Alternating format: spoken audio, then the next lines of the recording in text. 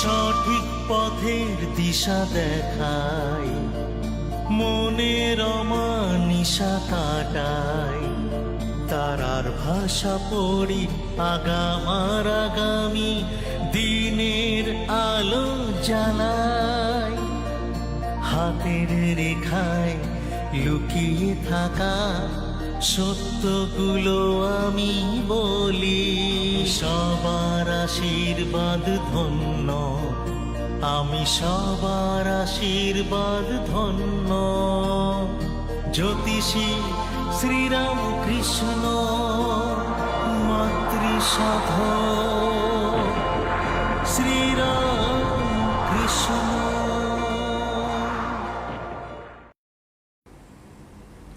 নমস্কার। আপনারা এই পৃথিবীর কালো কালো সাদা চিনবেন কি করে? কালো আর ভালো চেনার কি কোনো পদ্ধতি, কোনো উপায় আপনার কাছে আছে?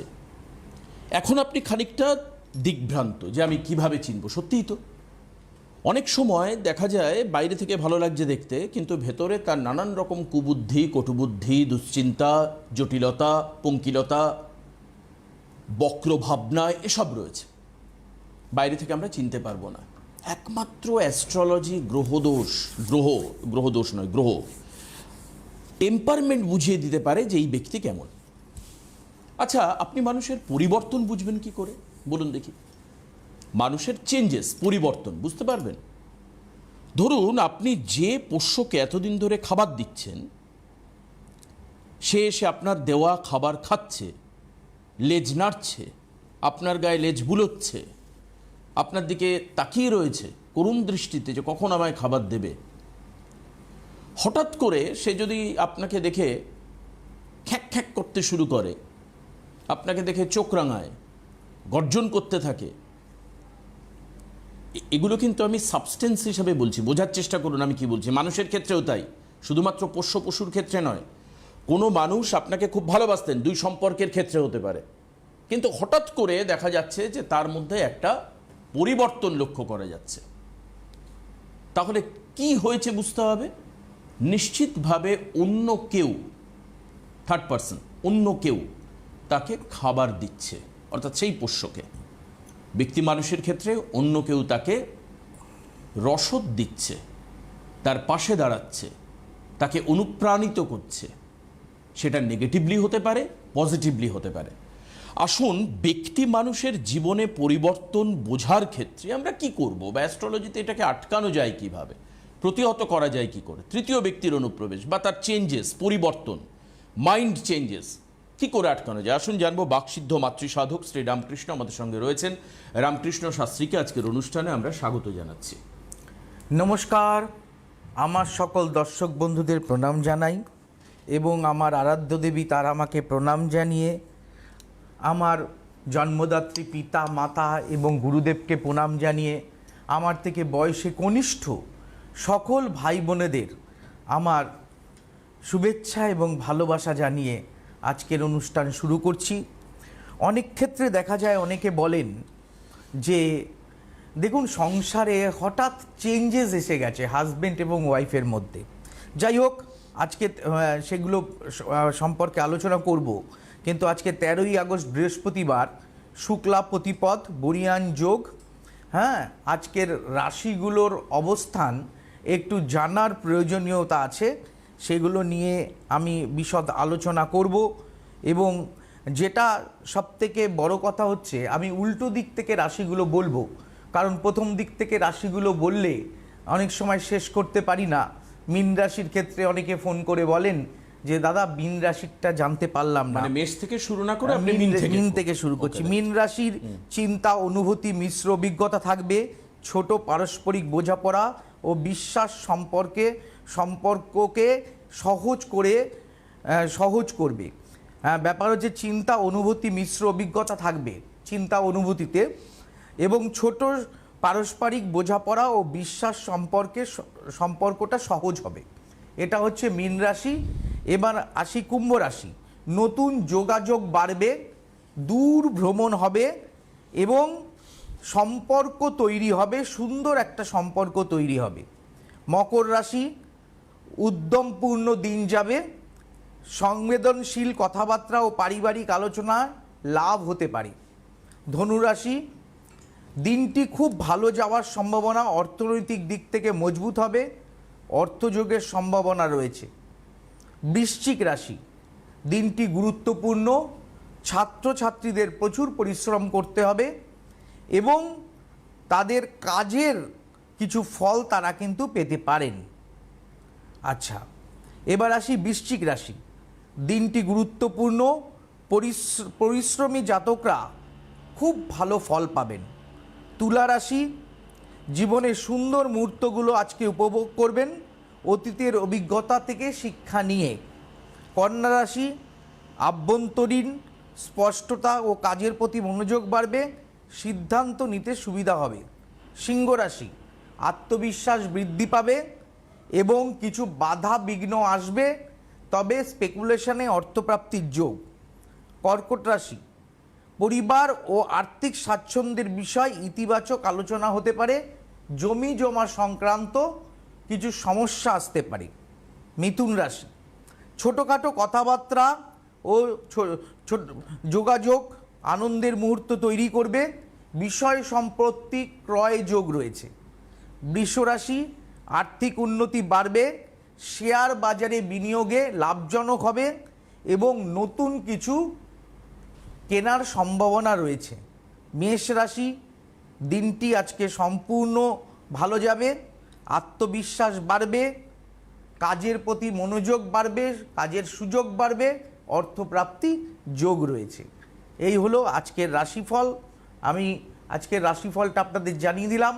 আর যে বিষয় নিয়ে আলোচনা করছিলাম, যে বিষয় হচ্ছে কখন আপনার পোষ্য আপনার উপরে চোখ রাঙাবে, সেটা আপনি বুঝতে পারবেন কখন তার মধ্যে পরিবর্তন আসবে। যখন ঘরের শত্রু, ঘরের ইঁদুর ঘরের বান কাটে।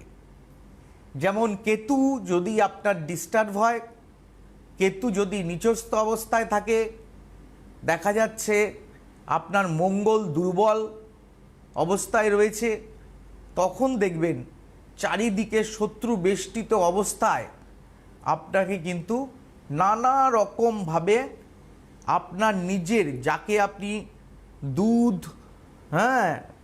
বলে না, দুধ কলা দিয়ে কালসাপ পোষা, আপনি দুধ কলা দিয়ে তাকে পুষেছেন এবং সেই আপনাকে ছোবল মারতে যাচ্ছে, আপনার উপরে নানা রকম চোখ রাঙাচ্ছে, আপনারটা খাচ্ছে, আপনারটা পড়ছে এবং আপনাকেই নানা রকম হুমকি ধুমকি দেওয়ার চেষ্টা করছে।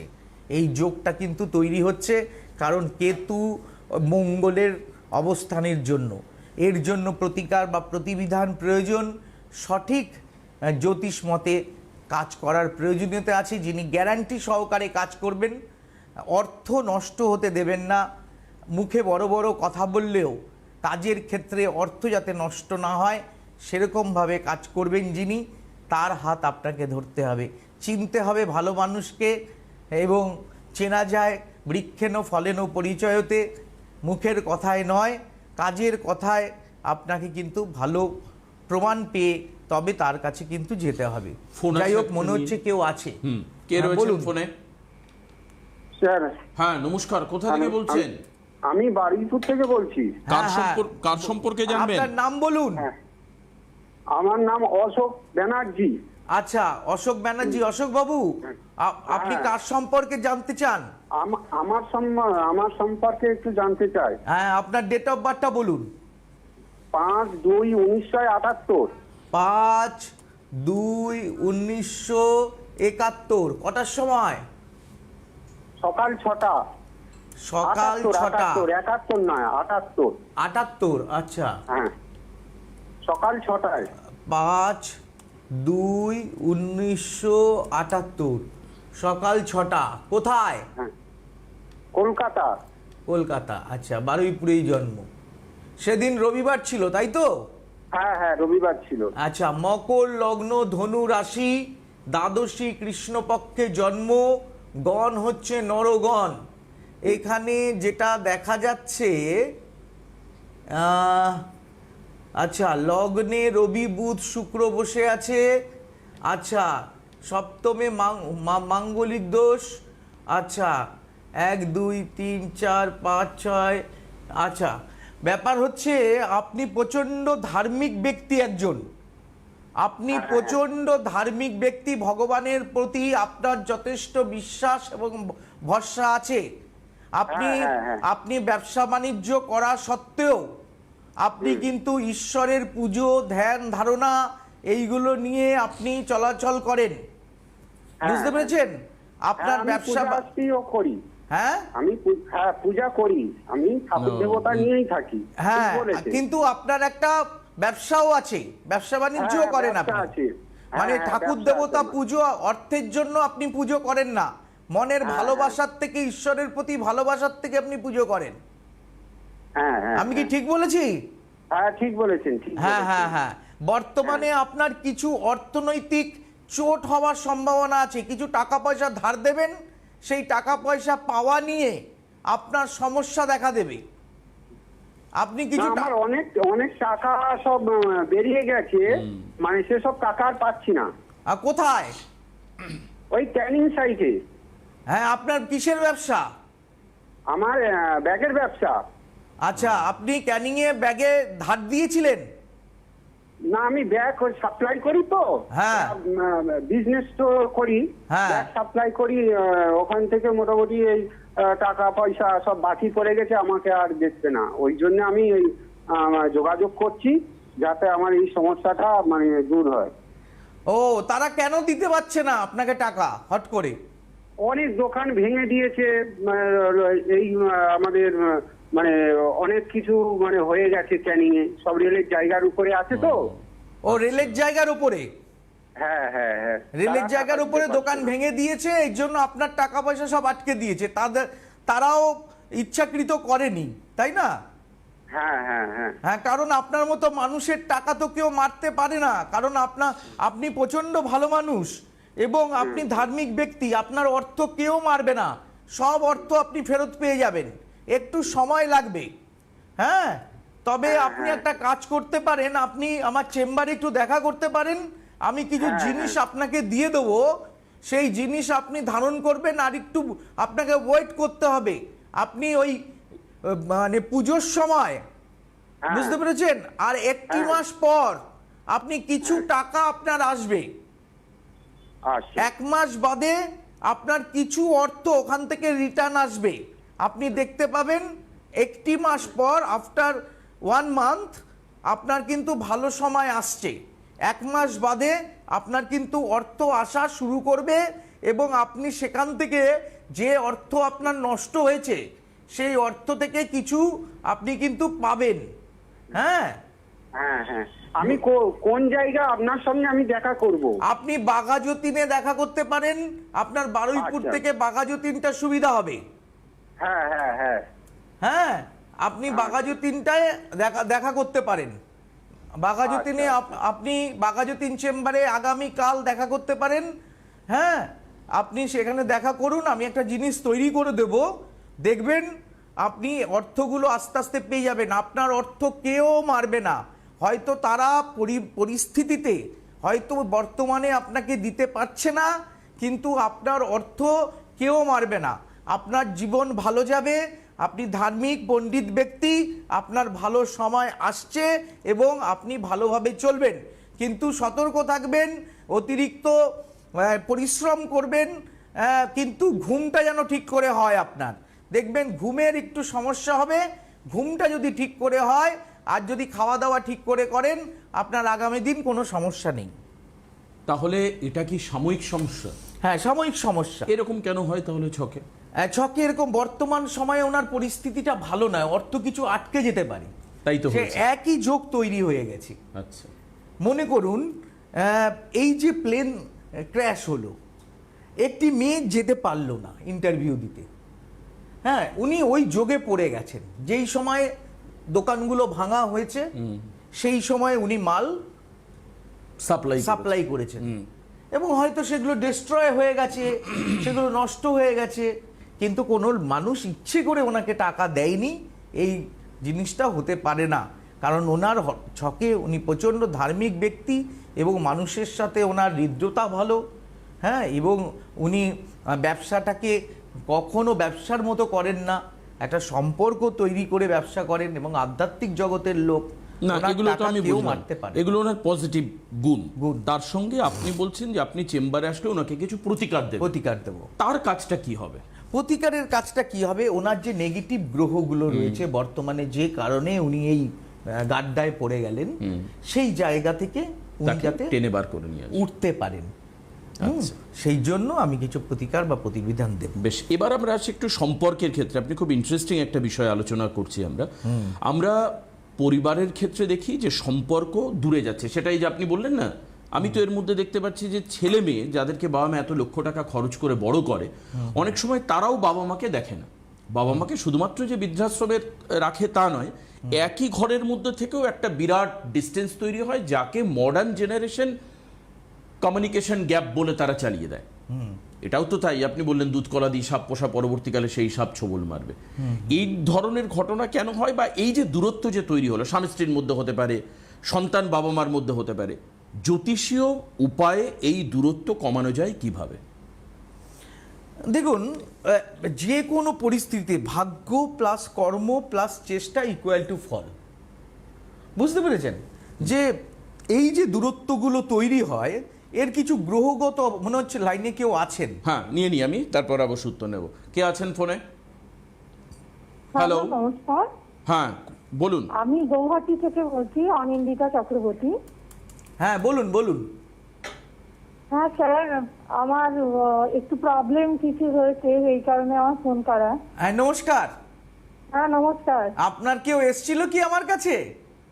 হ্যাঁ, অ্যাকচুয়ালি আমার মা আপনার সাথে দেখা করেছিল। মানে আমি কলেজ পাস আউট হওয়ার পরে চাকরি পাচ্ছিলাম না, সেই সময় মা দেখা করেছিল। মানে আপনার সাথে কনসালটেশন নিয়েছিলেন, এবং আপনি যেমন বলেছিলেন, আমি আপনার সাথে কনসালটেশন নেওয়ার 6 মাসের মধ্যে আমি একটা জব পেয়ে যাই।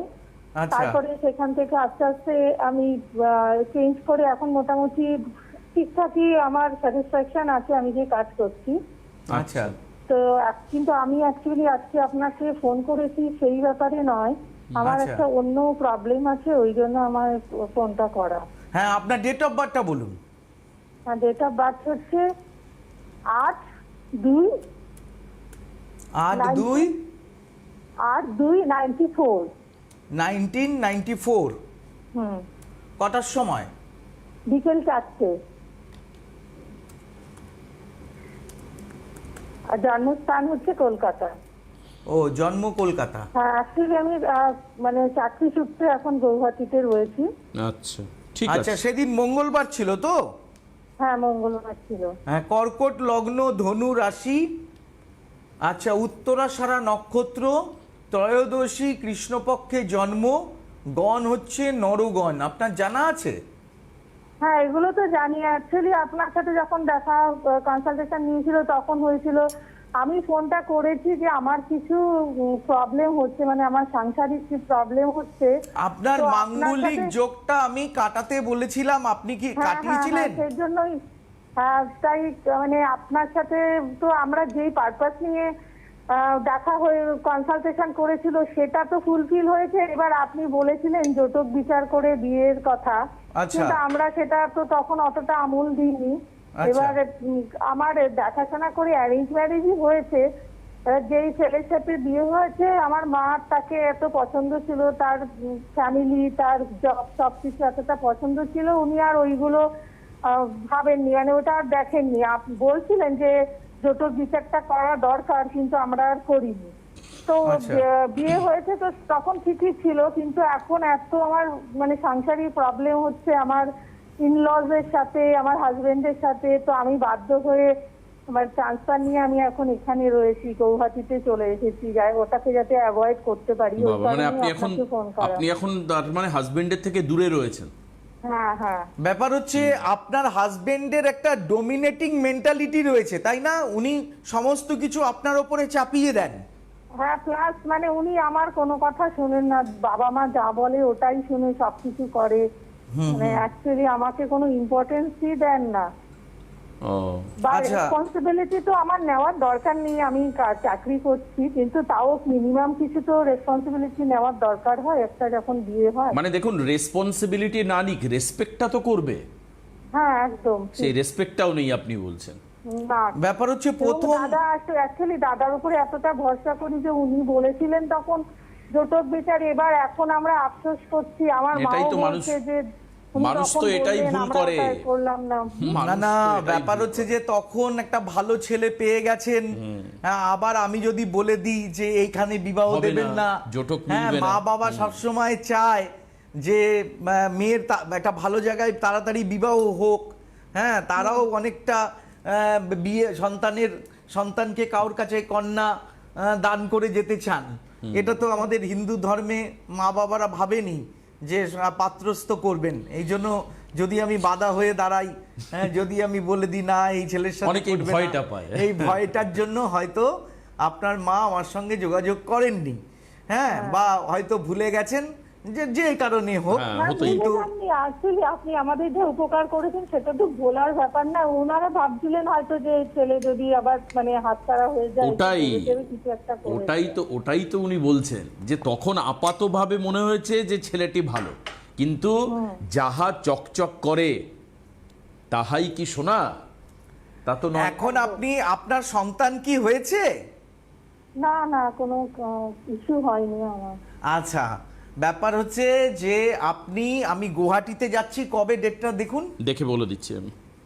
আপনি গুয়াহাটিতে একবার দেখা করুন, আর কারা কারা আপনাকে ডিস্টার্ব করছে তাদের ছবিগুলো আপনি রেখে দেবেন কালেক্ট করে। 22 তারিখে গুয়াহাটি চেম্বার আছে। হ্যাঁ, আচ্ছা আচ্ছা, 22 তারিখ, এই মাসের 22। জায়গাটাকে ওভারকাম করা যাবে নাকি আমাকে অন্য দেখছি, কিছু ভাবতে আমি হবে? ভগবান তো নই, হ্যাঁ, তবে আপনার অর্থ আমি নষ্ট করব না। যদি না, না, সেটা তো কোনো কথাই ওঠে না, আপনি না। অর্থ নষ্ট করবে এটা তো আমরা ভাবতেই পারি। হ্যাঁ, আপনার অর্থ নষ্ট করবো না, আপনাকে কারা কারা ডিস্টার্ব করছে সেই মানুষগুলো নিয়ে আপনার সমস্যা হচ্ছে, তাদের ছবিগুলো পেপারে আপনি একটুখানি প্রিন্ট আউট করে রাখবেন, ঠিক আছে? আমি একটু দেখে নেব, হ্যাঁ, মোবাইল থেকে দেখতে অসুবিধা হয়, আপনি একটু প্রিন্ট আউট করে রাখবেন, আমি সেগুলো আপনার থেকে গুয়াহাটিতে কালেক্ট করে নেব, এগুলো দেখব বসে বসে, আর আশা করি আমি আপনার সংসারটাকে সুন্দরভাবে জোড়া লাগানোর চেষ্টা করব, আপনার হাজবেন্ডকে আপনার একটু পরিবর্তন করার চেষ্টা করব, গ্রহগত অবস্থান ঠিক করে, আশা করি আপনার ভালো হবে। হ্যাঁ, আমার এবং বিশ্বাস আপনি যেটা করবেন সেটাতে আমি নিশ্চয়ই কাজ পাবো, এটাই বিশ্বাস আছে বলে না, তাই আবার বিশ্বাস আপনাকেই থাকবে। আমরা ফোন দেখুন, এই করলাম। যে দিদি, এই বিশ্বাসটা এসছে কিন্তু ওনার কাজে, ওনার কথায় নয়। 100 কথা এক আর কাজ আর এক যদি হয়, তাহলে সেই বিশ্বাস সাময়িক হয়, সাময়িক। for দেখুন, short প্রথম time কথা period। বলি, আমার একটা পরামর্শ আপনার জীবনটা বদলে দিতে পারে, 1। 2 হচ্ছে আমি অর্থের গ্যারান্টিতে কাজ করি, অর্থের গ্যারান্টিতে, এই না যে আপনার পরিশ্রমের অর্থ আমি নষ্ট করব, এই না যে আপনার অর্থ চলে গেলে আমি আপনার ফোন তুলব না, এই রকম কোনো রকম নয় ছয় করব না, কোনো পাপের পয়সা আমার দরকার নেই, আমি কাজ করব, আপনাদের আশীর্বাদ চাই, আমি যাতে আরো দীর্ঘদিন ধরে আপনার কাজ করতে পারি। বেশ। বহু আমি লোক দেখেছি, বহু অর্থ রোজগার আমাকে দাদা করেছে, একটু চেম্বারটা কিন্তু আমি ভোগ বলে দিই। করতে পারেনি। একদম 14 তারিখ বাঘাযতীন চেম্বার রয়েছে, 18 তারিখ আসানসোল, 19 তারিখে বর্ধমান, 22 তারিখ গুয়াহাটি, 23 তারিখ কোচবিহার, 24 তারিখ ফালাকাটা, 25 তারিখ জলপাইগুড়ি, 26 তারিখ শিলিগুড়ি, 28 তারিখ কালিয়াগঞ্জ, 4 সেপ্টেম্বর তারাপীঠ, 5 সেপ্টেম্বর তারাপীঠ, 7 তারিখ মেচেদা, 8 তারিখে সেপ্টেম্বরে মেদিনীপুর এবং 9 তারিখে আসানসোলে চেম্বার রয়েছে। আপনারা বুকিং নাম্বারে ফোন করে বুক করে নেবেন। রামকৃষ্ণদা নিজেই বলেন ও নিজেই ফোন ধরবেন, সেই ব্যাপারে নিশ্চিন্ত থাকুন। আজকে শেষ করছি, নমস্কার। সুখবর, আপনাদের প্রিয় জ্যোতিষী রামকৃষ্ণ শাস্ত্রী অনলাইন কনসালটেন্সি করছেন। আপনাদের প্রতিকার এবং পরামর্শ ভারতবর্ষের বিভিন্ন প্রান্তে পৌঁছে যাচ্ছে। Online consultancy number 9038002022। Ramakrishna Shastri, আপনাদের সাথে, আপনাদের পাশে।